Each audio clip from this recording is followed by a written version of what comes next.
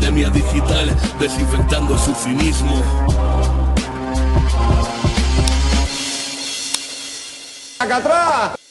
Bueno, pues un jueves más vamos con el repaso de la actualidad y vaya, hoy se han dado las circunstancias para, bueno, reunir seguramente a, bueno, los dos perfiles de economistas dentro del espacio progresista que, bueno, más destacados.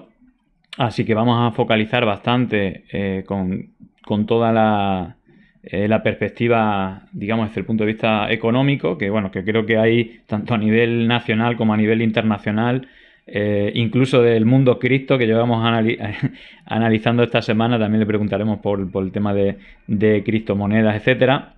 Para empezar vamos a hablar sobre todo de los temas del día enfocados principalmente bueno, en los temas de calado económico y que bueno, creo que tienen al final, digo, más allá de diferentes debates, yo creo que al final el asunto que creo yo que tiene una relevancia especial y que nos afecta absolutamente a todos es la economía. Así que yo creo que es algo, y aparte que creo que voy a empezar si vamos a empezar la charla con ellos, precisamente, ¿no? Siempre hablamos de la importancia de los medios de comunicación y cómo también en el ámbito de los perfiles de economistas que solemos ver, bueno, en las teles, pues tienen un perfil, ¿no? Ya hemos hablado, ¿no? De la presencia de la calle, ¿no? Como que forma parte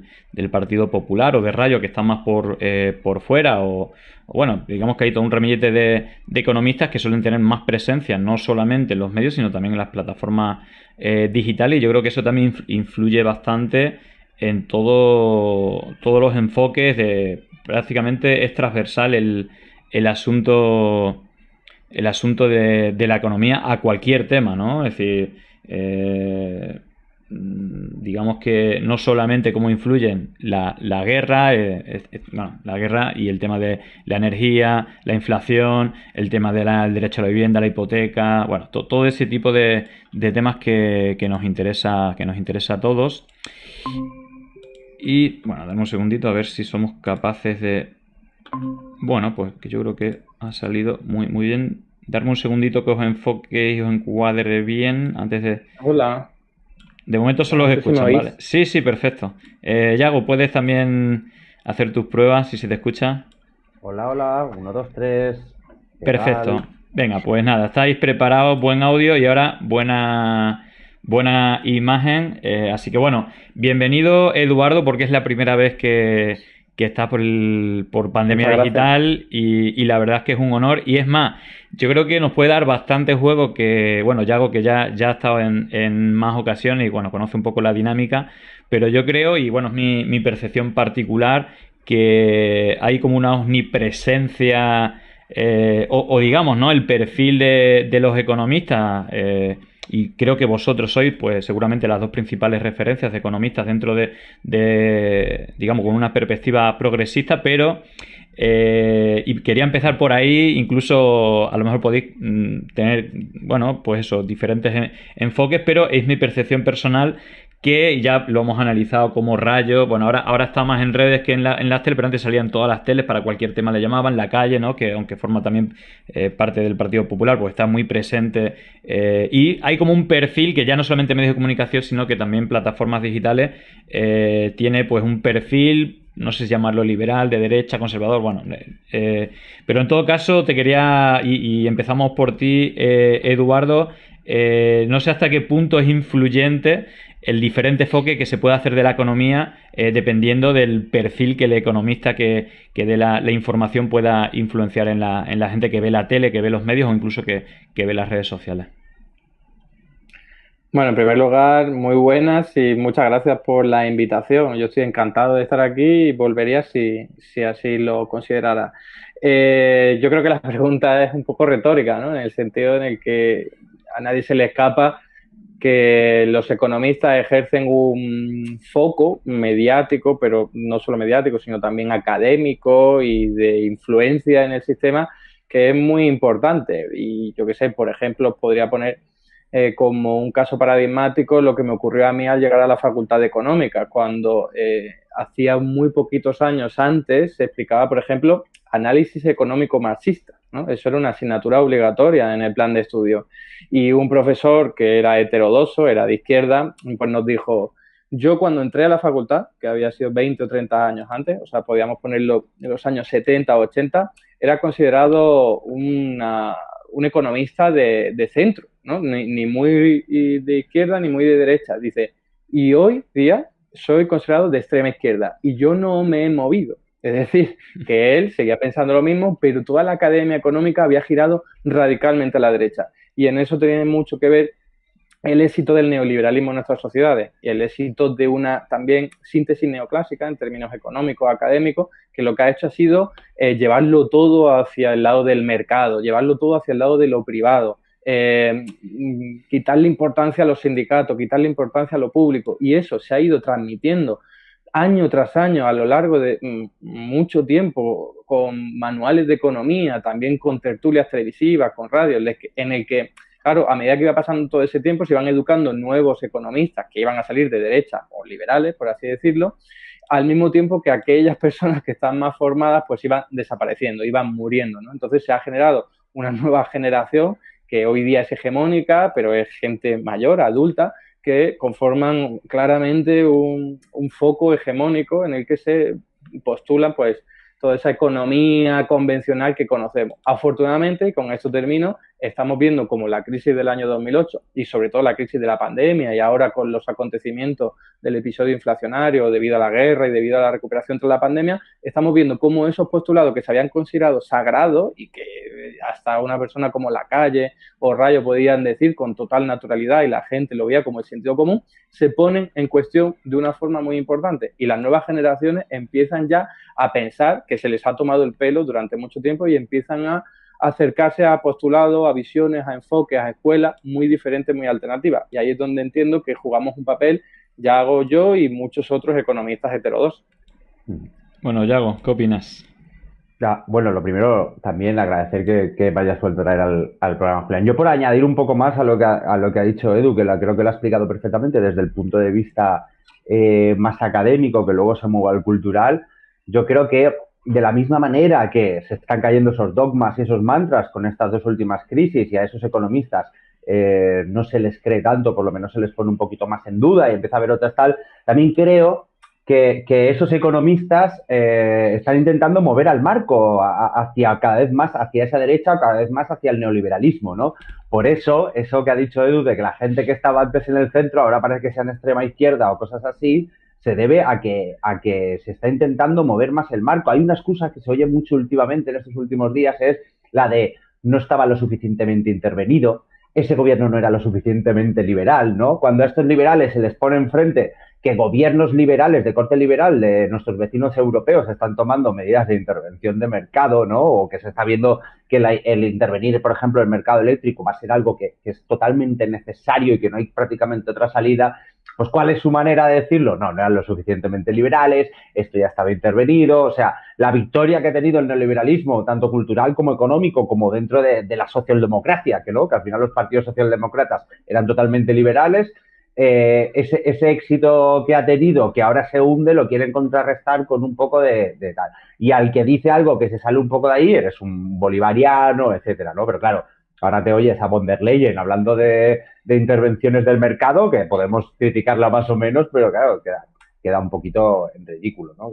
O cosas como lo que ha pasado entre ayer y hoy, con lo del impuesto a las eléctricas, con el Partido Popular, ¿no? O sea, cuando tu único machaque y solución para todo es bajar los impuestos para todo y te das cuenta que tu familia europea, porque von der Leyen es de la familia europea del Partido Popular, está diciendo cosas que van en contra, pues solo te quedan salidas como lo que ha intentado hacer Cuca Gamarra y Feijóo, porque creo que están quedando un poco ridículo, la verdad. Sí. De todas maneras, eso lo vamos a ver más porque yo creo que hay algo que es transversal y de hecho yo creo que ya lo hemos hablado incluso en los dos es decir, antes de que pasara todo esto y lo que supone el corte de gas de Rusia a Europa y bueno, digamos que ya también ha influido antes, creo yo, y que ahora mismo ya no es una amenaza, sino que es una realidad.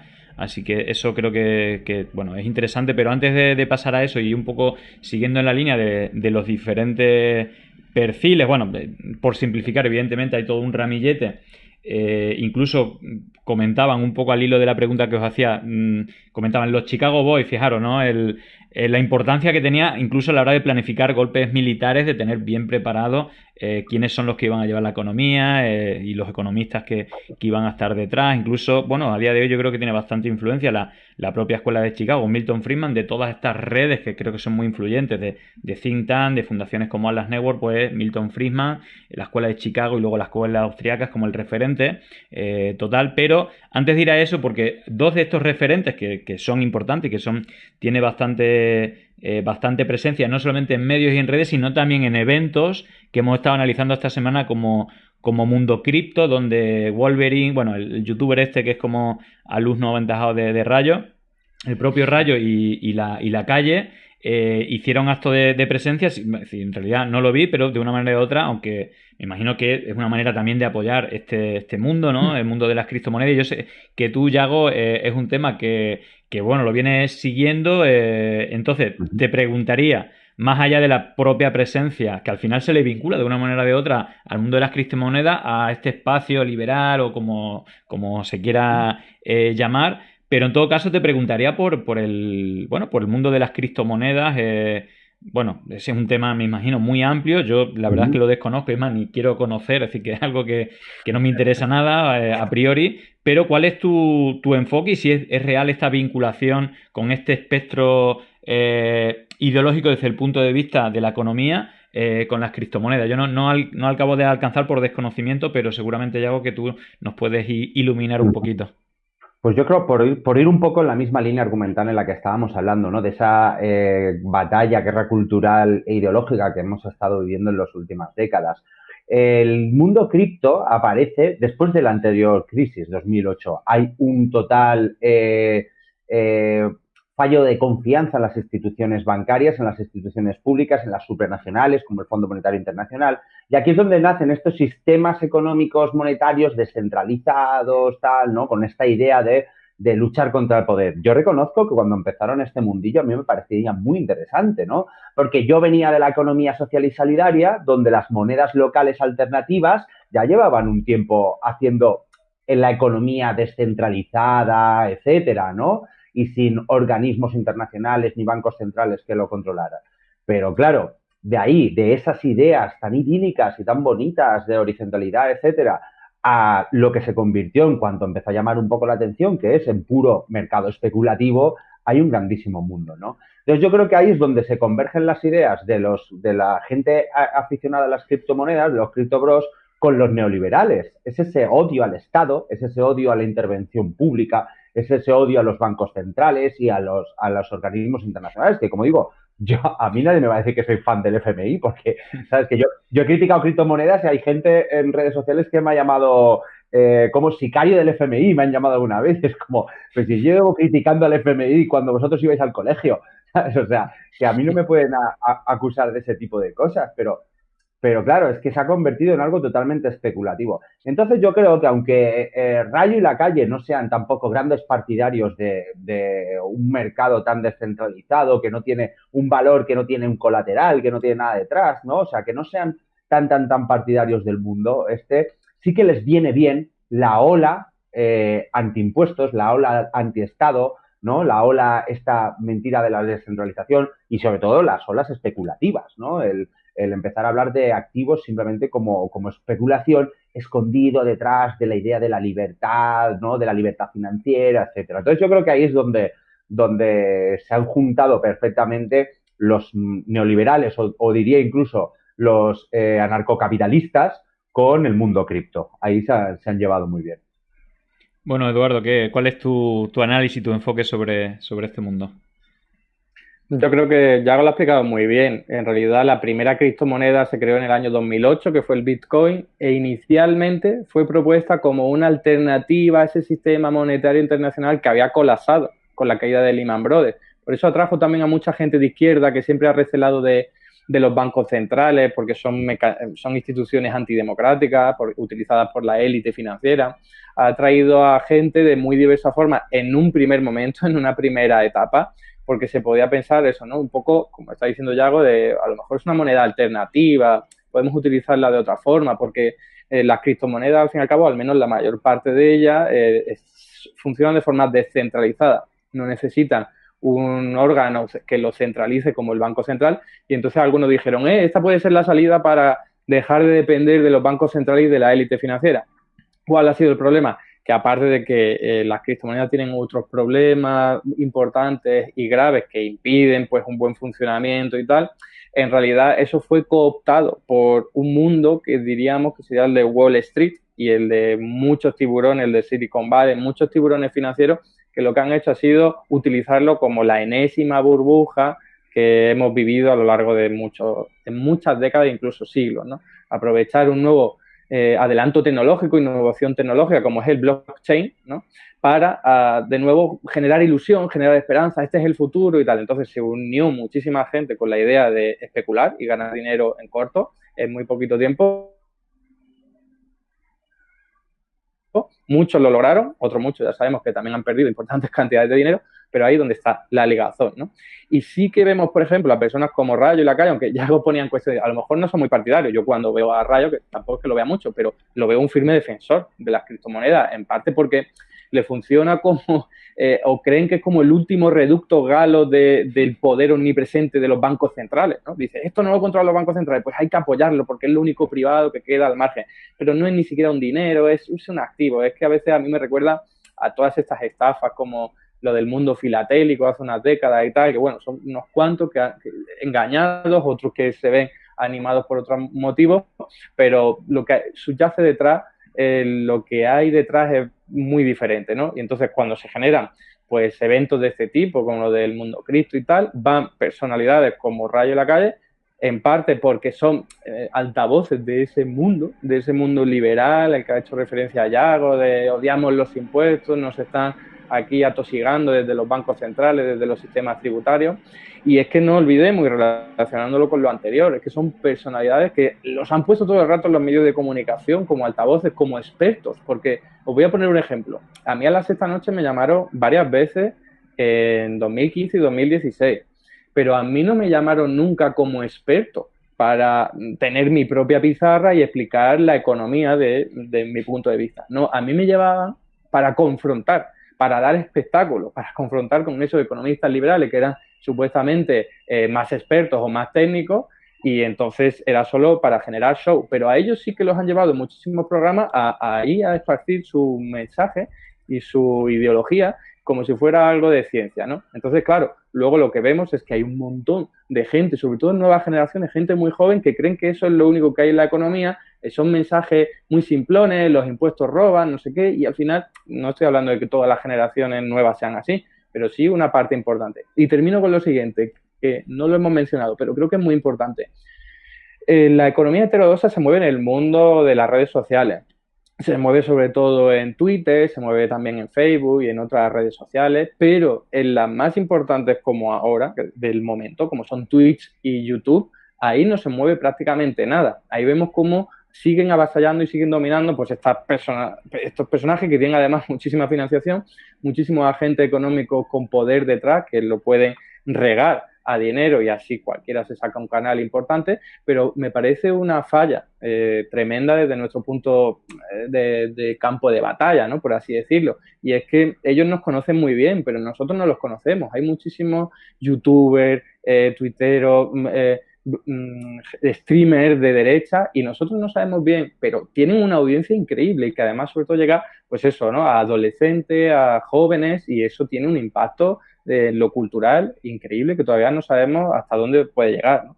Sí, sí, está claro. Mira, vamos de vez en cuando veo alguna pregunta, algún comentario que entre bien en la conversación, lo voy a meter. Yo creo, y aparte, por cerrar este tema de las criptomonedas, que es muy, muy interesante y y siempre no es blanco y negro, sino que siempre hay muchos matices. El arte del Mulligan dice, ¿pensáis que con próximos progresos puede haber aplicaciones positivas de criptomonedas en el futuro de las economías? Incluso yo, por cerrar y no hacer luego otra pregunta, precisamente en este evento de Mundo Cripto, uno de los reclamos eran, bueno, diplomáticos de El Salvador, ¿no? Que digamos que ha oficializado la criptomoneda, pero incluso lo hacían como que había sido un gran avance precisamente cuando compraron estaba el precio muy por encima, que ha tenido una devaluación grande y de manera, por lo menos en el momento actual, pues serían pérdidas de millones de dólares o de euros en su economía. Entonces, bueno, le agregaría esta pregunta que hacen en el chat, Yago, y empezamos por ti. Si también veis que hay compatibilidad o no es demasiado arriesgado, es positivo que incluso gobiernos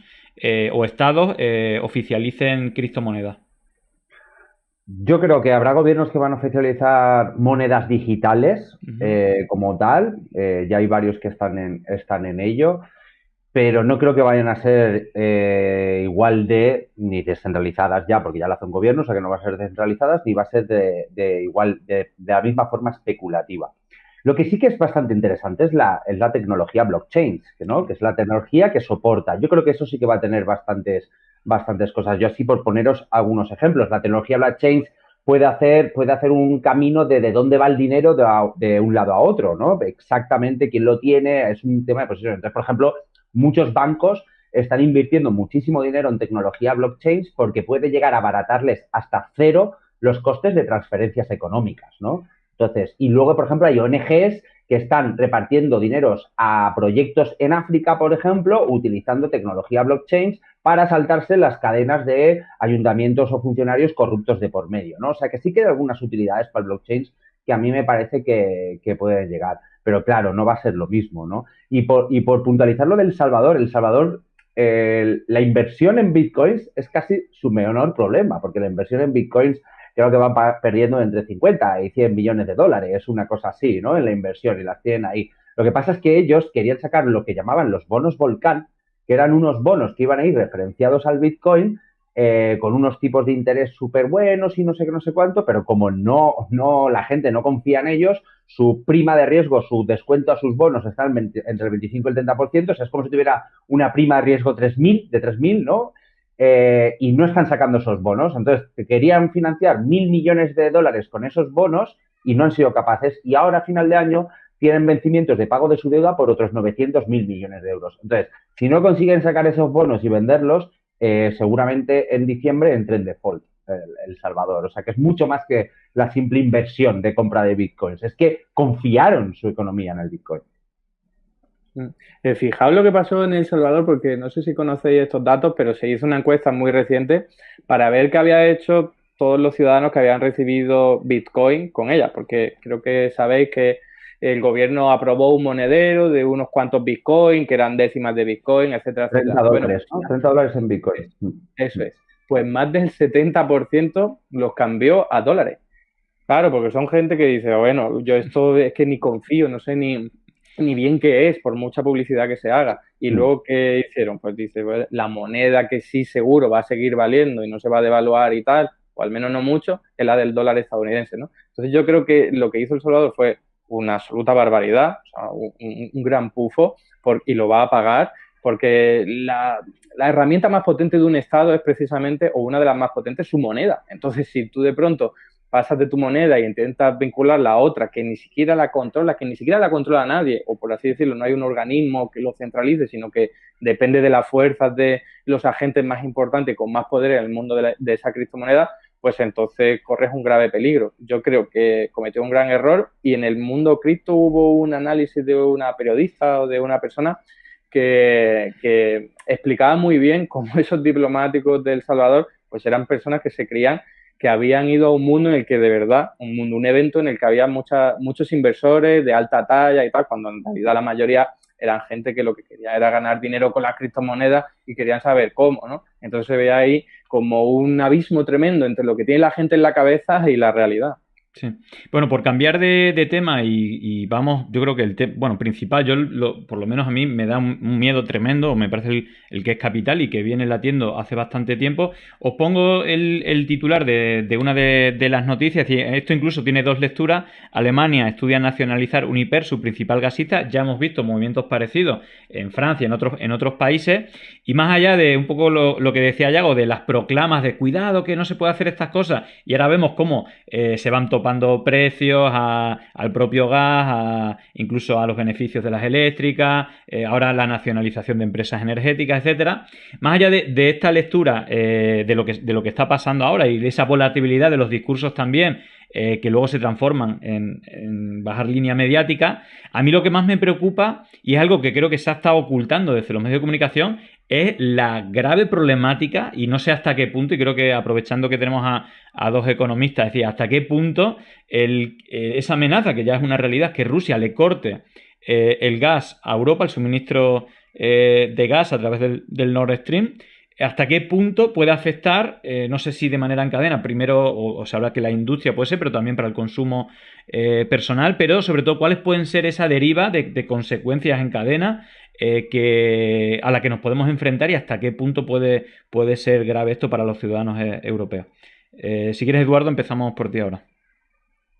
Vale, solo por puntualizar un poco con lo de Alemania y Francia. No es exactamente que el Estado nacionalice esas empresas para tomar el control y enfrentarse a lo privado, sino que, por ejemplo, lo que vimos en Francia fue que la pequeña parte minoritaria del gigante eléctrico francés, porque la mayoría estaba ya nacionalizada, no tenían suficientes beneficios, de hecho tenían pérdidas, porque esa empresa se estaba utilizando para bonificar precios a los consumidores y a otros competidores, ¿no? Por orden del gobierno, ¿no? Porque era un elemento de bienestar general, por interés común, ¿no? Entonces la parte minoritaria privada dijo, no queremos estar aquí, y convencieron a los gobernantes franceses para que nacionalizaran el 100% de la empresa, o sea que fue con una especie de rescate. Sí, bueno, con el rescate a los bancos, no estamos en pérdida y al final... Exacto.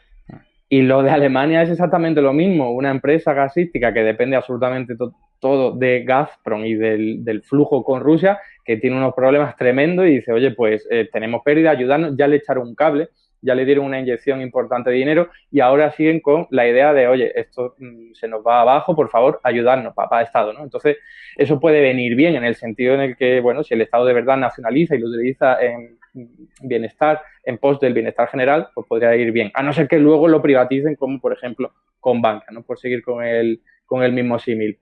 Y luego el tema que estabas comentando al final de qué pasaría con lo de Rusia, yo creo que no va a ocurrir ese corte de suministro, porque no olvidemos que Rusia también es un gran beneficiado de esta situación. Ingresa mucho, es verdad que no puede utilizar parte de esas divisas de momento porque las tiene congeladas, pero ya está ingresando mucho en rublos, con lo cual sale ganando. O sea, no tiene por qué haber una explicación. De hecho, ni siquiera en la Segunda Guerra Mundial se cortó ese suministro de hidrocarburos desde Rusia a Europa, ¿no? Entonces, a mí me parece que no tendría por qué ocurrir. Pero bueno, imaginemos que ocurre. ¿Cuál sería el problema principal? Pues que no habría tanto problema a corto plazo porque llevan los estados europeos durante muchos meses comprando ingentes cantidades de gas a Estados Unidos, mucho más caro, ahí es donde vemos el aumento de los precios, también al norte de África, también unas partes de Asia, y entonces las reservas de gas están muy elevadas, es decir, ya sabéis, la electricidad no se puede almacenar, pero el gas sí, y las reservas están en unos niveles muy bollantes, por lo tanto, a corto plazo no pasaría nada, y lo lógico que cabría esperar es que se recondujeran rápidamente esos flujos comerciales para evitar una ruptura total o un vacío absoluto en el gas. Pero bueno, si eso se prolongara en el tiempo, entonces veríamos cómo los precios se dispararían, cómo países muy dependientes del gas por calidad de vida, podríamos decirlo, ¿no? Y porque hace mucho frío en esos países como Alemania, los países bálticos, sufrirían muchísimo, y no solo en términos sociales, sino también político, ¿no? La gente se lanzaría a las calles a rebelarse de una forma bestial que creo que no nos podríamos ni imaginar. Por lo tanto, está todo en el aire. Yo creo que no va a ocurrir, pero ese escenario está ahí. Sí, de todas maneras, y antes de que llegue de su opinión, evidentemente, hacia mí hay una cosa que me sorprende. Digo que al final Rusia es decir, le interesa, pero tiene el comodín, digo, de chantaje, ¿no? También para negociar, pero claro, cuando no hay ese pulso, es como me estáis haciendo sanciones económicas, no sé qué, no sé cuánto, bueno, yo puedo hacer esto. Y al final esto es como las huelgas, ¿no? Es decir, que tú te perjudicas, pero para tener una fuerza de presión. Pero sí que me gustaría, porque no hay que olvidar que Rusia puede hacer eso y de hecho, creo que, si no me equivoco, ha hecho un corte, creo que también, me imagino que para negociar también la paz o lo que sea, o, es decir, que yo ahí no entro, pero sí que me gustaría, y por ese enfoque, añadir un poco a lo que ha hablado, y aparte esto ya lo hemos comentado por encima, realmente Rusia tendría la capacidad de cortar definitivamente, simplemente para hacer sufrir a Europa en ese choque que parece que desde Europa tampoco se está poniendo freno. Pero, ¿qué supondría a largo plazo? Incluso creo, Eduardo, y también te pregunto esto, Yago, que también se han hecho ventas récord a Rusia. Es decir, que Rusia ha tenido ganancias récord de las propias compras que le han hecho desde Europa, precisamente para prevenir. Y claro, cuando se aumenta la demanda también sube el precio. Pero en todo caso, pongámonos en el caso de que Rusia se pone farruca y dice, no, no, se acabó, cortamos, aparte somos nosotros quien podemos hacerlo. ¿Qué consecuencias y en qué tiempo repercutiría esta situación a Europa y a los ciudadanos de Europa? Bueno, o sea, a mí me da mucho miedo Putin y esta situación, ¿no? Porque hablamos como de que Putin tiene la llave, Putin está estrujando, tal, no sé cuánto, y Putin podría hacer lo del corte del gas. Yo creo que si algún momento llega Putin a hacer ese corte del gas es porque se está desesperado, ¿no? Es como yo siempre digo lo de la rata que está en la esquina, primero huye y si no huye saca las garras, ¿no? O sea, para Rusia es es su principal ingreso y es lo que le está salvando, ¿no? Lo que está, digamos, equilibrando contra las sanciones, etcétera. Pero si está estrujando, a mí me da miedo de que realmente Rusia lo que le esté pasando es, joder, no estoy ganando esta guerra, las sanciones se me están alargando, empiezo a tener en tal, y puede un momento que corte el gas. Pero es que yo creo que si corta el gas es porque llega un momento de desesperación que la cosa puede, incluso la escalada de la guerra puede crecer un poco, ¿no? O sea, que a mí esa situación me da pánico. Si nos pusiéramos en esa situación, pues bueno, creo que Edu lo ha dicho perfectamente, que llevamos unos meses como almacenando, pero claro, los mercados de futuros se irían por las nubes, ¿no? Porque los especuladores verían un momento perfecto para ver que va a haber una escasez, de que va a haber una necesidad, de que va a haber una desesperación por parte de gobiernos y subirían muchísimo los precios. Y luego habría que ver lo que pasaría a un nivel industrial, ¿no? Tener en cuenta que Alemania creo que depende como un 60% de la energía de lo que le viene del gas de Rusia, ¿no? Entonces, si países tan industrializados y que han sido considerados los motores económicos de Europa se ven obligados a parar su industria porque no les salga rentable o porque no puedan ni siquiera enchufar su maquinaria, por decirlo de alguna manera, o sea, que no puedan continuar con la producción de la misma manera, ostras, sería una paralización de la economía europea muy, muy, muy seria a la que yo creo que no nos hemos enfrentado antes, ni siquiera en una pandemia, ¿no? Porque una pandemia era porque estábamos en casa, pero esto es por una necesidad energética. Claro, claro. Bueno, en este sentido, y hay, digamos, por también cómo mueve todo este panorama, digamos, los movimientos también de políticas económicas, hay aquí otra noticia más o menos reciente, en el cual, bueno, pues Francia, el titular viene a decir, el titular de Público, Francia prepara un nuevo tope en el precio de la electricidad para 2023. Entonces, bueno, evidentemente es uno más de los titulares que nos podemos encontrar en otros países de algo que estaba totalmente prohibido, que era una locura, pero lo que es una locura es el acuerdo de ese mix energético en el cual se paga al precio del gas cuando estamos viendo que está totalmente disparatado y que al final estamos viendo ganancias récord de las empresas eléctricas, incluso en una situación de crisis total, sobre todo para los ciudadanos de abajo. Bueno, un poco en los términos que hablamos antes de la volatilidad de lo que se puede o no se puede hacer. No sé si esto va a ser algo habitual en el resto de países de Europa o incluso ya la única salida también que le quede para que la gente ya no se vaya a la calle y empiece a quemar casas de gobierno, etcétera, porque al final, claro, la economía da como da y la ciudadanía está bastante fastidiada, ¿no? Aparte de la inflación, que hablaremos ahora, con el tema de principalmente de estos precios que son inasumibles, ¿no? Para la ciudadanía. Eduardo. Sí, de hecho, esa noticia de Francia se refiere al 2023, porque están pensando ya en una nueva formulación para limitar los precios de la electricidad, porque ya los habían limitado antes. llevan varios meses con un límite del 4%, es decir, que no puede aumentar más del 4% con respecto al año pasado. Por eso, ahí vemos claramente, como estabas diciendo, Julián, que cuando quieren se saltan las reglas comunitarias. Esto lo hemos visto muchas veces. Nos decían que el sistema europeo de fijación del mercado mayorista a través de un mecanismo marginalista era intocable, era sagrado, era el mejor posible, y ahora ya han reculado, como han hecho tantísimas veces. O sea, yo recuerdo, y esto está hilado, o lo puedo hilar con lo que decíamos al principio, lo que yo decía, de que la nueva coyuntura está demostrando que esa teoría económica sagrada con la que siempre nos han adoctrinado era falsa, y en multitud de ocasiones. Primero, con la crisis del año 2008 nos dijeron no se puede crear dinero desde los bancos centrales porque se genera inflación. Bueno, más de 15 años creando dinero y ha aparecido inflación por otro motivo. Decían no se puede vulnerar los límites de déficit público y deuda pública. En el momento de la pandemia, cuando quisieron, cuando les convenía, porque no les quedaba otra, lo rompieron ese compromiso. Y ahora veíamos, como nos decían, no se puede poner límite en los precios de los productos, ni de la electricidad, ni de los alquileres y tal, y vemos cómo cuando no les queda remedio, lo están haciendo, ¿no? Entonces, vemos aquí la doble vara de medir, cómo nos han mentido durante tantísimo tiempo, y que cuando ellos ven que tienen problemas importantes, ahí es de verdad cuando tienen que rendirse y aceptar la evidencia, ¿no? Y en el caso de que estamos hablando, de la Unión Europea, de Francia en este caso, pues vemos claramente como si hay voluntad política, se pueden aplicar las políticas que quiera, aunque estén enfrentadas a la Unión Europea. No pasa nada, porque es una cuestión de fuerza, ¿no? Es una cuestión de correlación de fuerzas. Si ves que un país importante como Francia, Alemania están limitando los precios, al final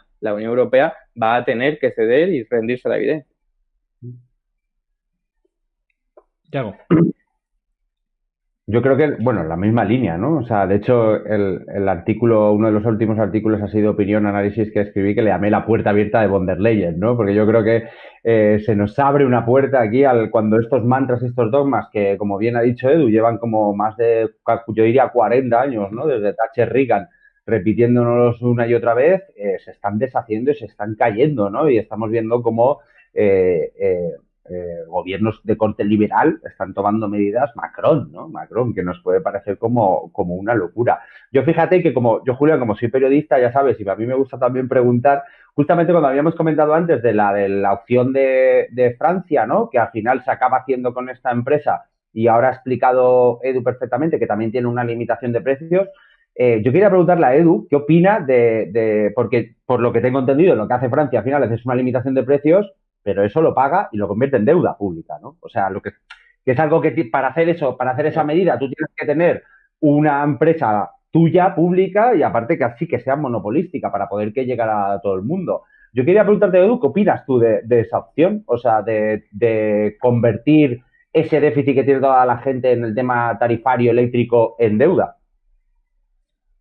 Yo creo que te lo puedes imaginar. Yo cuando vi el caso francés y lo investigué un poco por encima, dije, joder, es que han dado en la clave. Tienen una empresa, es gigante, o sea, es la segunda más importante del mundo en términos eléctricos, solo por detrás de China. Entonces, puede centralizar todas las decisiones. De hecho, vende su electricidad a otras empresas privadas, y lo que fue la orden del gobierno fue, se va a vender a estos precios, ¿no? Y va a haber además bonificaciones y tal, y por renta. Pero se controla así, claro, si tú tienes una herramienta tan potente como una empresa pública que controla, pues entonces puedes aplicar este tipo de políticas de una forma más sencilla que como se puede hacer sin empresa pública. ¿Que eso lo acabas soportando con deuda pública? Una buena parte sí, no todo, porque en realidad, claro, al tener un precio en el mercado mayorista más bajo, no te sale tan caro. Pero ¿cuál es la ventaja? Aparte de que podríamos hablar aquí de deuda pública y tal, a Francia parece que eso no le importa, como bien creo yo que debería ser, pero los datos de inflación en Francia han sido inferiores a la media europea, y ha sido únicamente por esto. Claro, ¿no? Si tú, el componente que más está disparando el IPC es la electricidad, y tú de pronto lo topas, pues lo que ocurre es que esa medida de indicador baja muchísimo. Al contrario de lo que ha pasado en España, que encima está inflado artificialmente. El IPC, que el INE supone que todo el mundo está contratando su electricidad en el mercado de regulado, y no es así, y entonces presupone que todo el mundo le ha aumentado muchísimo la electricidad cuando todavía a muchas familias no le ha ocurrido, afortunadamente, ¿no? Entonces, yo creo que es un win-win, es decir, controla el mercado eléctrico, a la gente le sale más barato y encima tu inflación, tu índice baja muchísimo. Yo creo que es lo que tendríamos que haber hecho aquí. Yo entiendo que tú vas por la misma línea, ¿no? O irías por la misma línea. Sí, sí, expropiarse, nacionalizar. Pero sí, sí, ¿no? O sea, pero claro, pero tú sabes bien que cuando se dicen este tipo de cosas por ahí de que no nos importe la deuda pública, ¿no? Que es algo que defendéis claramente, no que no nos importe, sino que no sea nuestra meta, digamos, que es algo que defendéis claramente la gente de la teoría monetaria moderna, se nos echa de encima, ¿no? La gente le parece una barbaridad que veamos que la deuda pública y esa inyección de dinero o ese atraerlas, comerte, digamos, comerte, por decirlo de alguna manera, esas subidas de la electricidad frente a tu deuda para no esclavizar a la población y a tu industria, etcétera, a la gente le parece una barbaridad, ¿no? Hablan mucho de la deuda pública y se nos va un poco la cabeza con ello, ¿no? Cuando hay algo más importante como que no se te vaya la economía al garete por el tema de la inflación y los precios energéticos. Total, bueno, os voy a introducir un tema que tiene una doble lectura, siguiendo la misma línea, pero antes quería saludar a Big Borsan, que nos dice hola desde China. Ese puede ser otro tema, el papel de China en todo esto y no sé si al final el motor del mundo económico, yo creo que está por ahí y también puede ser que haya ciertos cambios en toda la economía, en el panorama también geopolítico, con todo lo que está pasando. Pero mira, vamos a ir a un momento mágico que Cuca Gamarra nos ha traído, en el cual, digo, tiene doble lectura. Es decir, más allá de... Es decir, aquí lo que Cuca Gamarra viene a defender o, digamos, estar en contra de los impuestos a los bancos y a las energéticas, que fue una propuesta del gobierno de España. Es decir, nada, no nos sorprende, ¿no? Es decir, que al final todos estos espacios, como los bancos, las eléctricas, cada vez sean más ricos, igual que las grandes fortunas, pero los impuestos están mal cuando realmente podría ser una de las principales soluciones. Pero aparte, parece que una de las cosas que apuntaba un tuitero es que ella aquí, literalmente, en la referencia que hace Cuca Gamarra, von der Leyen decía tax, ¿no? Que literalmente es impuesto digamos en inglés, y que ella lo equivocaba con tasa. Pero de todas maneras, más allá de esa equivocación, aquí, es decir, y también quiero que nos deis luz también a la gente que nos están viendo, de cuáles son esas luchas también en este momento en el que todo es volátil, también las posturas maximalistas o minimalistas de cada partido político y de las grandes empresas, cómo están estos pulsos, ¿no? En este caso vamos a escuchar a Cuca Gamarra, son solamente un minuto en el que siguen ahí impunemente empujando para que no se le pongan impuestos a los grandes vencedores de esta situación dramática para la ciudadanía. La escuchamos y os pregunto valoración. Diferentes, ¿no? Una cosa es la tasa que plantea Europa y otra cosa es el impuesto de Pedro Sánchez. La tasa que plantea Europa va directamente enfocada a bajar los recibos de los europeos y por tanto de los españoles, mientras que el impuesto que plantea Pedro Sánchez va a subir la recaudación, y no hay que olvidar que ya llevamos más de 22.000 millones de euros de recaudación extra solo en 7 meses. Por lo tanto, con el mismo planteamiento también no debiera de estar el gobierno recaudando tanto cuando los españoles están tan mal. En ese sentido, España no tiene un problema de recaudación, como digo, lo que sí que tiene es un problema los españoles para pagar sus facturas. En ese sentido, y como venimos diciendo en los últimos días, todo lo que sea bajar impuestos y bajar facturas, de entrada, el Partido Popular dice sí. Todo aquello que sea subir impuestos para recaudar más, de salida es no. Bueno, más allá de la falta, no sé si de conocimiento económico o de idiomas, ¿no? Es decir, dicen desde Europa, nos dicen que las tasas, no sé qué, no, dicen tax, lo que dice von der Leyen, que es impuesto, pero estamos en contra de los impuestos, ¿no? Es decir, como de subir los impuestos. Bueno, más allá de... Os dejo libre albedrío la interpretación de estos dos enfoques, pero sobre todo me interesa... cómo se están moviendo tanto los partidos políticos, esa lucha Europa-empresas energéticas, en mover, pues eso, el aumento de impuestos. ¿Cuál es la fotografía actual del momento, de esos cambios que puede haber en los aumentos de impuestos, en el tope de precios, etcétera? Y sobre todo la perspectiva de futuro, es decir, con toda esta situación que no es nada estable, es decir, ¿qué ventanas se pueden abrir de oportunidad o cómo van a afectar a la ciudadanía? Eduardo. A ver, yo creo, bueno, evidentemente lo que decía Cuba Gamarra es falso. Yo diría que es mentira porque saben que es falso, pero como es su estrategia política, ellos sueltan su mensaje, no es lo mismo que lo de Pedro Sánchez, y como su público, su audiencia seguramente no va a ver este programa, ni va a ver ese tweet, ni va a ver visiones alternativas, pues seguirá pensando que es verdad, que no es lo mismo que lo de Pedro Sánchez. Y esa es al fin y al cabo su estrategia, ¿no? Mentir porque su público se va a creer la mentira y le va a parecer bien y va a estar contento. Por cierto, lo de tax, y eso pasa muchísimo, ¿eh? Con muchísimos otros, por ejemplo, el impuesto a las transacciones financieras se llama tasa Tobin y en realidad, pero bueno, quizás eso no tenga tanta importancia.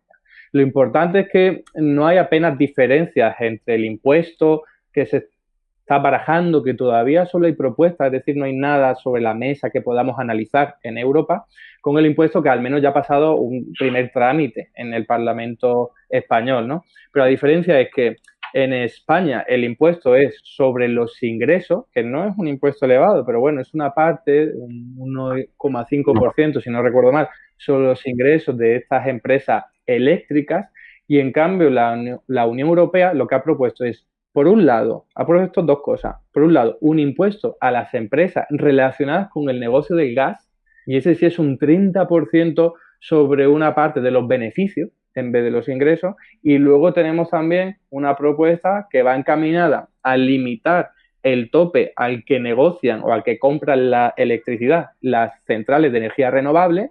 Y claro, el tope, porque hoy día, ya sabéis, las hidráulicas les cuesta generar energía a 3 euros el megavatio hora y luego lo venden a más de 200 euros, o sea que es una absoluta locura. Si eso lo topan, que creo que lo quieren poner en torno a 100, pues lo que van a lograr es que baje muchísimo el precio a los consumidores. Los consumidores se van a ver beneficiados, pero también el Estado, en este caso los Estados miembros, van a ingresar dinero. Y la propia Comisión Europea lo ha dicho, prevé ingresar en torno a 144.000 millones de euros con esas dos medidas. Entonces, claro, lo de Cuca Gamarra es falso porque se ha centrado solo en lo que van a hacer con el dinero recaudado, que es intentar bajar el precio y la factura de la gente. Pero no se quiere meter en que en realidad son dos impuestos, se llamen como se llamen, son dos impuestos que lo que van a hacer es aumentar la recaudación, en este caso de los Estados miembros. Está por ver cómo luego se acaba distribuyendo eso, pero evidentemente vuelvo a lo mismo de antes y termino diciendo que el PP miente no porque sean torpes, a lo mejor con esto de tax se han equivocado, pero ellos mienten a sabiendas, es su estrategia política.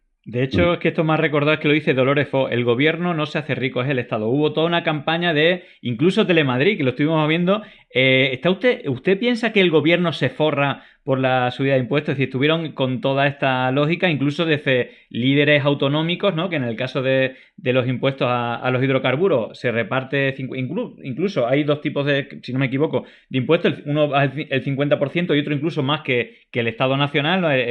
Y al final eran los líderes desde la propia Ayuso o Feijóo, cuando eran presidentes de comunidades autónomas, los que lanzaban también esta, ¿no? Yo creo que efectivamente tiene una parte de que no es confusión, porque es que no pueden ser tan torpes, vamos, es que no creo que sea tan torpe, sino No. que es un poco la estrategia, ¿no? de la que hablamos. Perdón, Yago, por el comentario. No, yo, o sea, es que lo habéis dicho perfectamente, más allá del trilerismo lingüístico este de aquí, la clave está en lo que dice, en lo que ha dicho Eduardo, es que sus fieles se lo van a creer.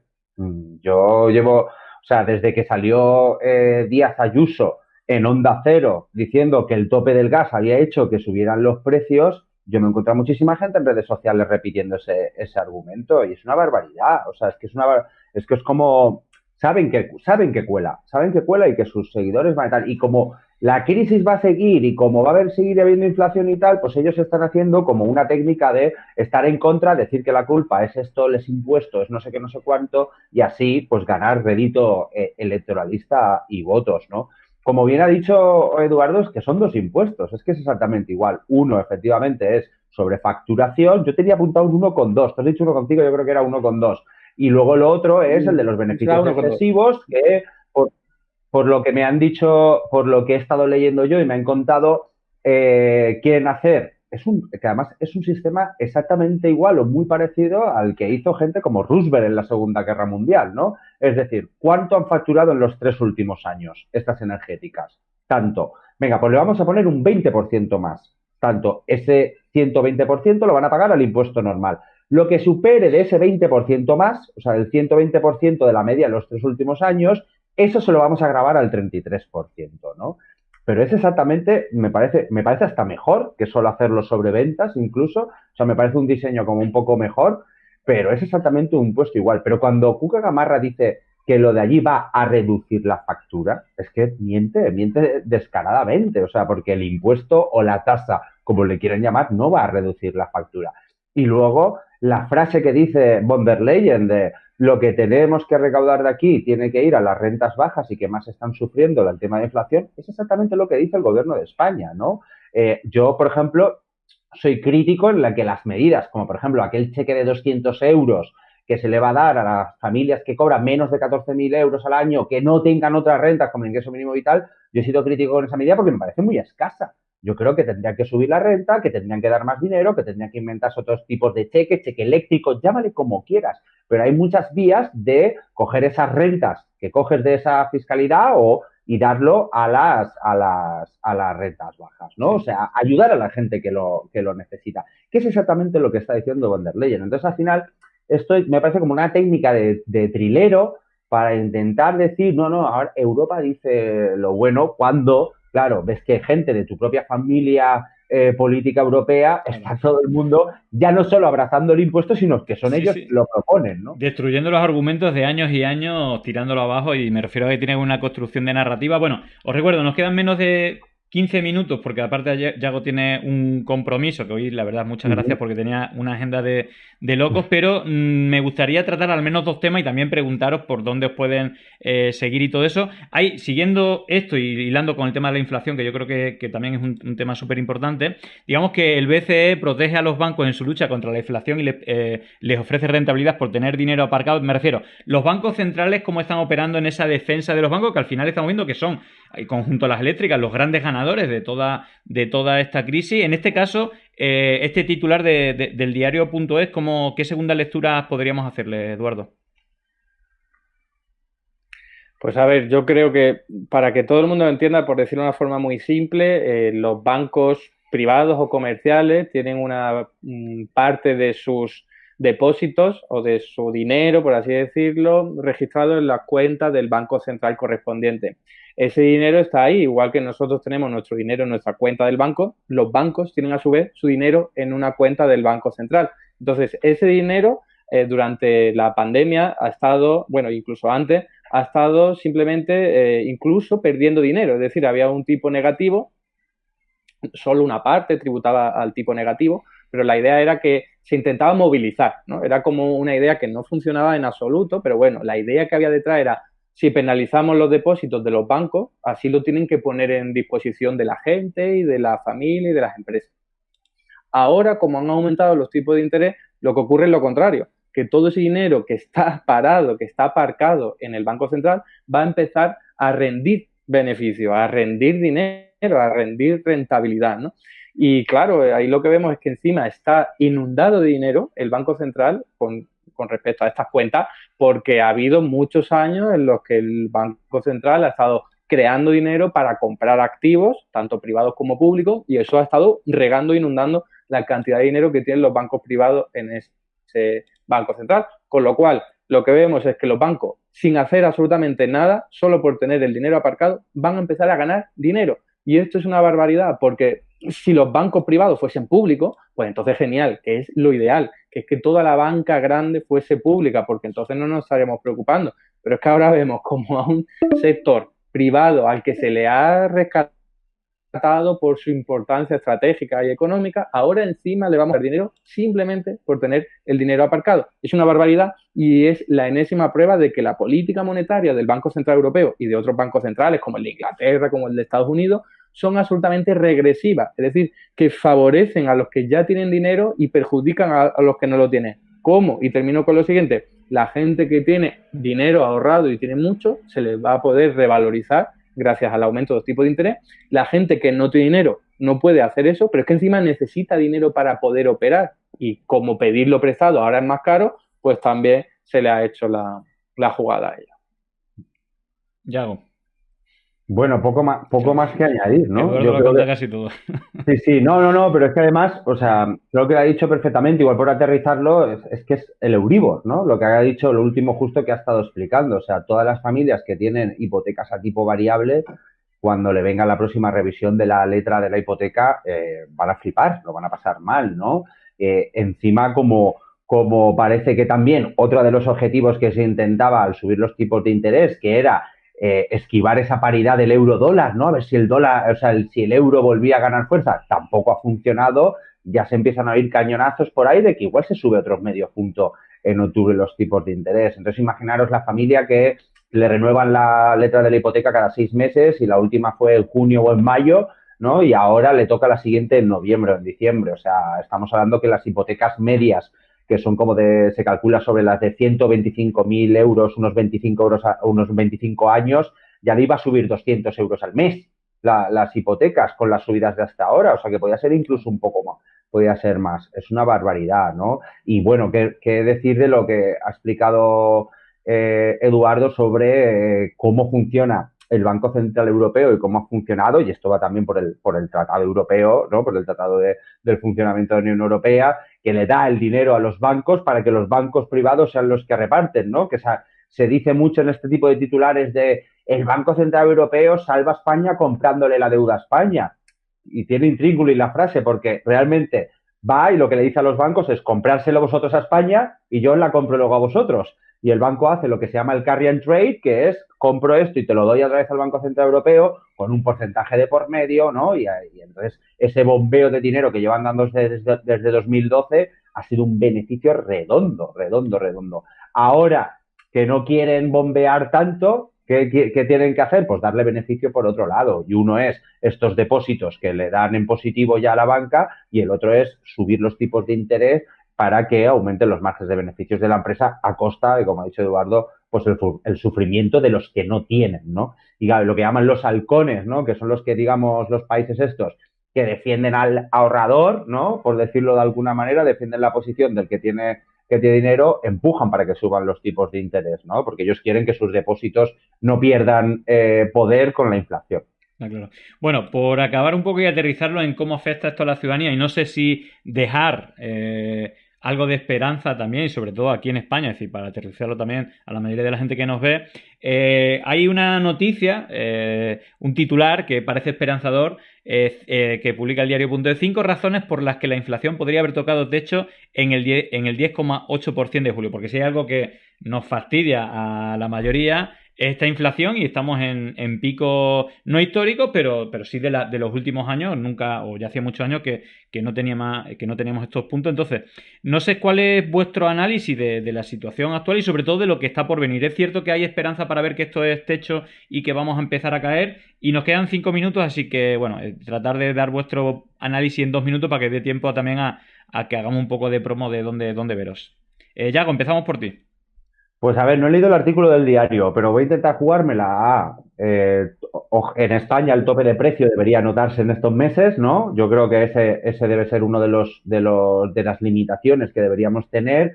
Están bajando los flejes de los containers que vienen de Asia, o sea, esto significa que las cadenas globales estas que estaban construidas desde la pandemia ya se están aflojando, o sea, los cuellos de botella ya se están aflojando, ¿no? Y también ha habido una de las señales que se hubo hace un par de meses, que fue cuando por fin se optó por abrir el corredor de alimentación de Ucrania para que pudiera salir el trigo, también hizo que los mercados de futuros de muchas de los alimentos bajaran. El trigo algo así bajó como un 25% en cuestión de 2 o 3 días, ¿no? Entonces yo creo que eso debería indicarnos que estamos más o menos en el tope, ¿no? Todo falta a ver qué pasa con el grifo del gas, ¿no? Claro, digamos que todo esto dentro de un marco de incertidumbre total, Total. que va a depender mucho también qué esté pasando en Ucrania, pero bueno, las perspectivas favorables o tu visión un poco con las diferentes variables que hay y bueno, los datos que ha comentado Yago, Eduardo, desde tu punto de vista ese va a ser el techo, es decir, vamos a ver una bajada en la inflación, que al final es un poco uno de los temas más palpables para el ciudadano de a pie, ¿no? Si siguen subiendo los precios de la comida, del gas, de la energía.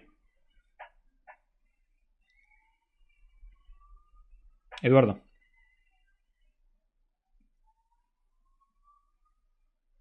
Creo que no sé si estás con delay, pero bueno, la pregunta sería Pues mira, si ves que puede ser así. pues porque no hay ningún flujo que se corte, etcétera, etcétera. Radicalmente sí. Perdón, es que no sé si te he escuchado ahora. ¿Se me oye bien? ¿Me oís? Sí, con un poco de retraso, dale. Sí. Vale, bueno, lo que decíais muy rápidamente es que si no se corta el flujo de Rusia y no vuelve a ocurrir nada grave en ese ámbito geopolítico, radicalmente sí, vamos a ver una desaceleración de la inflación. ¿Por qué? Pues básicamente por una razón muy sencilla que es aritmética o estadística. Es que los precios comenzaron a subir a final del año 2021 y como la tasa de inflación se mira en comparación al mismo mes del año anterior, entonces ahora la tasa de inflación de septiembre se va a ver comparada con una que ya era muy elevada o ya estaba bastante elevada. Entonces la tasa de inflación va a ser menor de lo esperado. Y además lo más importante, como ha dicho Yago, es que se está desatascando ese comercio internacional, están bajando los precios del transporte marítimo, sobre todo de los fletes, y esa fue la principal causa a mitad del año 2021 que elevó los precios. Así que si no pasa nada con Rusia, veremos cómo la inflación se desacelera, más allá de todas las medidas que se están aplicando por parte de los estados que obviamente reducen la inflación. Bueno, pues nada, tenemos un par de minutos o 3 minutos, 4 minutos para que, bueno, hemos estado hablando también de esa hegemonía mediática, también en plataformas digitales, de ciertos perfiles de economistas y bueno, yo creo que vosotros sois 12 de los referentes especialistas en economía, desde un enfoque más progresista. Entonces, Yago, empezamos por ti. ¿Dónde te pueden ver? Aparte, ha dado el salto a Twitch. Así que bueno, tenías ahí varios proyectos. Cuéntanos, ¿dónde te podemos ver y dónde se puede seguir a El Salto en plataformas digitales? Bueno, pues ya sabéis que hemos abierto antes de verano un salto Twitch, ¿no? Ya hemos abierto nuestro canal. Estuvimos antes de verano un par de meses como probando, haciendo diferentes formatos y tal. Y el lunes que viene, os digo que el lunes a las 6 de la tarde tendremos un programita para anunciar la nueva temporada, ¿no? Haremos como hicimos ya antes de verano, que presentaremos todos los programas que hay. Vamos a lanzar como una parrilla tenemos como unos 10 formatos diferentes, algunos van a ser una vez al mes, otro cada 2 semanas, pero aseguramos que por lo menos a la semana hayan como unos 5 programas, más o menos, 5 o 6 programas. Y yo aún estoy pensando mi horario, aún estoy todavía pensándome si hacer de mañanas o de noches, o sea que todavía, o puede que vaya cambiando según el formato. O sea que el lunes a las 6 en el canal del Salto de Twitch os lo contaremos todo. Bueno, Eduardo, ¿y dónde, toda la gente que nos está viendo, dónde te pueden seguir? Pues bueno, de vez en cuando haces tus vídeos y también estás presente en las plataformas digitales. Bueno, cuéntanos dónde te podemos seguir.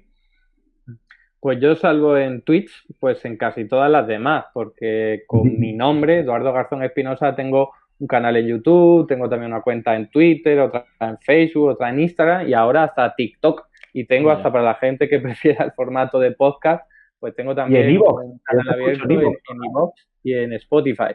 Así que nada, hay suficientes medios para seguir un análisis económico heterodoxo.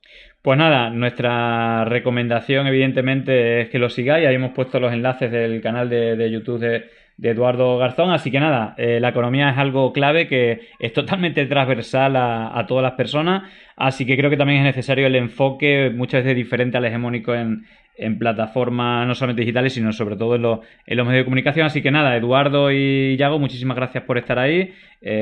Nos vemos prontito. Gracias a vosotros. Un abrazo. Chao, chao. Hasta pronto. Hasta luego.